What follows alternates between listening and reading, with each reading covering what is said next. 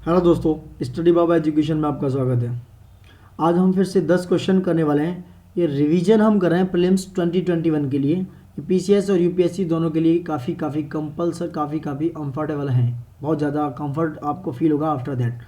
तो देखिए guys, start करते हैं। ये 81 क्वेश्चन हैं। अब तक हम 80 क्वेश्चन कंप्लीट कर चुके हैं, जिसमें 8 क्विज कंप्लीट है। तो गाइस स्टार्ट करते हैं। 81 क्वेश्चन है हमारा अबाउट पॉलिटी। कुछ पॉलिटी के क्वेश्चन चल रहे हैं।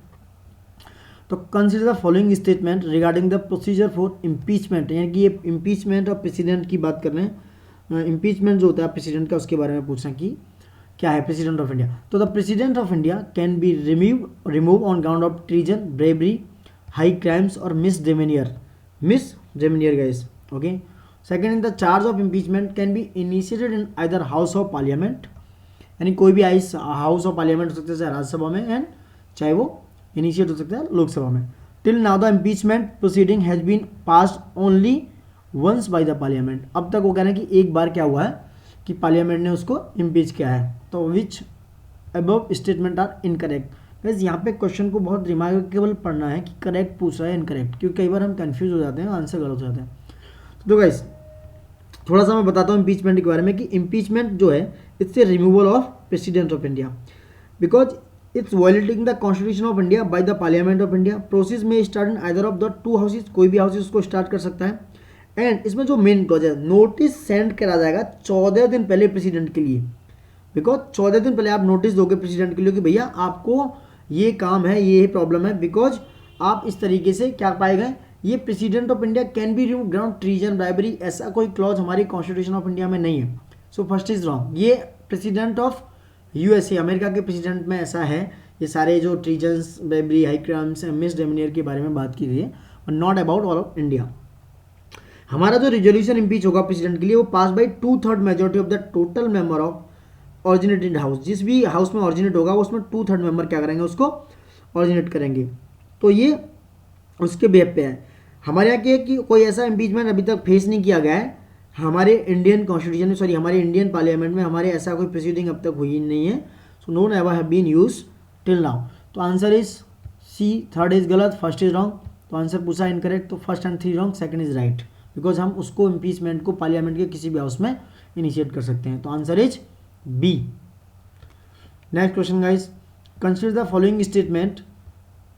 The motion of impeach to जज a supreme court of India can not be rejected by the speaker of the Lok Sabha as per the जज इंक्वायरी एक्ट 1968। देखो आंसर पूछ रहा है इम्पीचमेंट ऑफ जज के बारे में। हालांकि इम्पीच नहीं होता, उसको जज को रिमूव किया जाता है, बट देखते हैं।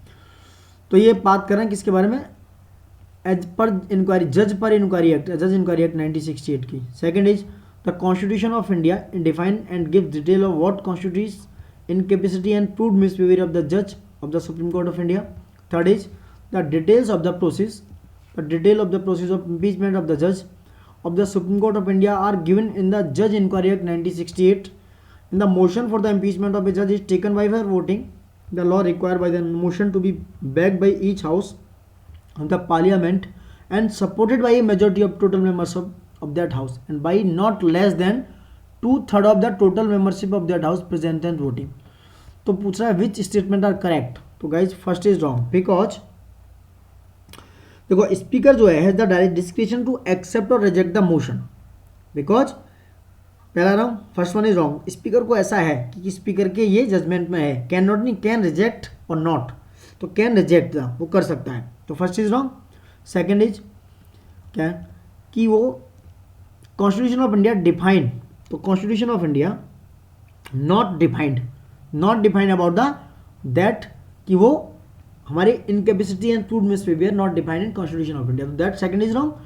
द डिटेल ऑफ द जज supreme court of India are given to the जज इंक्वायरी एक्ट 1968। ऑब्वियस है ये जो डिटेल है इम्पीचमेंट की वो जज इंक्वायरी एक्ट 1968 में, बहुत इंपॉर्टेंट क्वेश्चन है, उसके बारे में दिया गया। तो थर्ड इज राइट और फोर्थ इज ऑल्सो राइट, क्योंकि जो मोशन ऑफ हाउसेज हैं वो 2/3 membership of the total majority से ये लिया जाएगा। तो that is present and voting होगी इसकी। Fourth is right. तो answer is C. Third and fourth right. Question is 83 question की बात हो रही है। Next, consider the following statement regarding the animal welfare board of India. Guys ये काफ़ी इंपॉर्टेंट क्वेश्चन है, आपको देखनी चाहिए। तो देखो एनुअल वेलफेयर बोर्ड में की बात करें कि ये एस्टेब्लिश हुआ 1962 में under the section of the prevention of cruelty to animal act 1960, यानी कि जो PCA है, prevention of cruelty to animal act 1968 के अंडर में ये 1962 में क्या हुआ, animal welfare board of India establish हुआ। Right answer, that is right. Second is it was started under the stewardship of Mrinalini Sarabhai. तो गाइज सेकंड इज देखते हैं, करेक्ट पूछ रहा है इसमें, तो first is right answer because first is wrong, not Mrinalini Sarabhai के बारे में नहीं है, ये अंडर सेक्शन प्रिवेंशन में 68 में होता है। इससे स्टेटरी एडवाइजरी बॉडी है, क्योंकि स्टेटरी बॉडी है, एडवाइज करती है। एंड इसका जो स्टीवर्डशिप है वो not Mrinalini Sarabhai, that late Shrimati Rukmini Devi Arundale ने इसको क्या किया था, स्टार्टेड किया था। तो second is wrong, answer is A. Next question guys, consider the following statement about the Pangong Tso lake के बारे में। इस समय जो गलवान घाटी के नीचे जो है, ये चाइना और हमारी इंडिया के बीच में पीपल्स जो है PLA द्वारा, यानी कि पीपल्स लिबरेशन आर्मी द्वारा जो हुआ है, ठीक है, जो LAC पे लाइन एक्चुअल कंट्रोल पे, उसके बारे में थोड़ा सा ये थोड़ा लाइमलाइट में, तो देखते हैं। It was created by an asteroid collision with earth impact during the pleistocene epoch. Pleistocene epoch में इसको बनाया गया है। Second is it is a salt water lake, and third is it is a part of the Indus river basin area. It is a part of the Indus river area. तो दो guys, first is wrong because it is form from Tethys काल में, Tethys जियोसिंक्रोन काल में। So answer is first wrong. And it is a salt water lake, तो second is right. और third is not a part of the Indus river basin because it's a geographically and separate land lock river basin. क्या है, land lock. तो third is wrong, तो answer is B, second is right. Next question about UN security councils के बारे में है। ये क्या है, consider the following statement regarding UN security council. First is it is the only UN body within the only that superfluous, तो think about it. Authority to issue binding resolution to member state. Second is the presidency of the council is held by each of the members in turn for 1 month following the English alphabetic order of the member state names. And third is it was established in 1945 and headquartered in Geneva. तो ये पूछा which statements are correct. तो guys first is UN security council के बारे में, all member of the UN body with the authority to issue binding, तो only के ऐसा नहीं कि हमेशा wrong हो, तो that is right, first is right. Second is the presidencies of the council held by each member of the following turn for 1 month. Okay, 1 month पर turn हो जाती है अल्फाबेटिक नेचर में, ABCD के हिसाब से। Second is right, first is second. Third देखते हैं, it was establish in 1945, not guys, it was establish in 1945, that is right, but headquarter in New York, UN security council का, नॉट इन जेनेवा। तो third is wrong, तो answer is D, first and second. Next question guys, consider the following statement about प्रधानमंत्री किसान सम्मान निधि।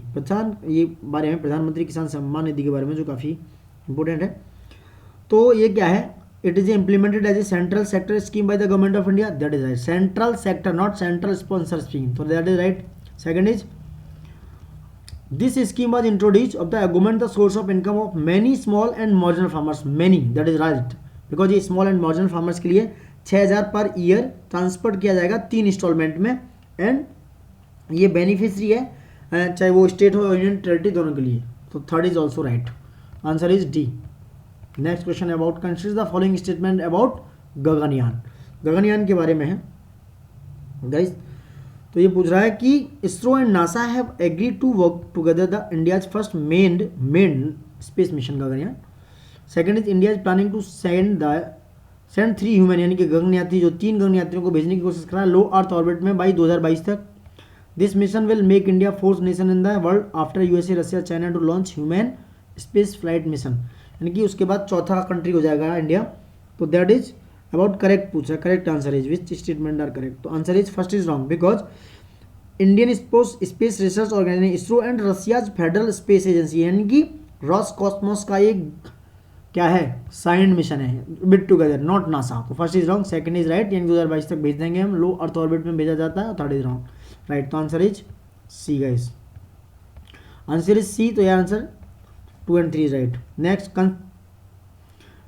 एक पूछ रहा है with reference to unlawful activity, यानी कि UAPA, consider the following statement under UAP and UAPA both Indian and foreign nations nationals can be charged, and second is the act empower the director general of CBI to grant approval to seizure or attachment to property when the case is investigated by the said agencies.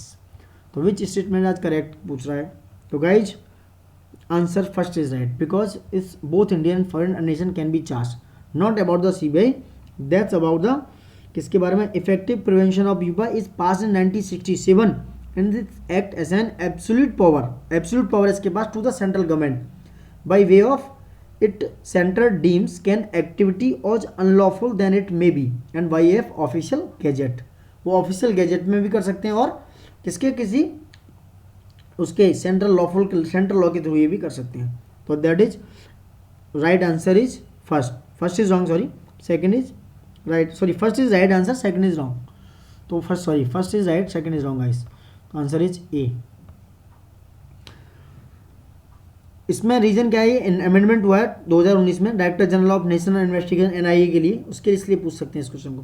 देखो next question 89, Dzukou valley situated in, answer is first पूछा कश्मीर हिमालय में है, second is Darjeeling and Sikkim Himalaya में, third is Arunachal Himalaya में, और fourth is none of the कहीं भी नहीं है. तो answer D is right because Dzukou valley जो है नागालैंड मणिपुरी के बॉर्डर पे है, नागालैंड मणिपुर के बॉर्डर पे ये फेमस है because only this valley found in that famous region in Dzukou valley and Asian highway first and second is pass through the footage, जिसके फुटेज से जाता है. तो आंसर डी, कोई भी हिमालय में नहीं, नागालैंड मणिपुर के बॉर्डर पे है, लोकेटेड है जुको वैली.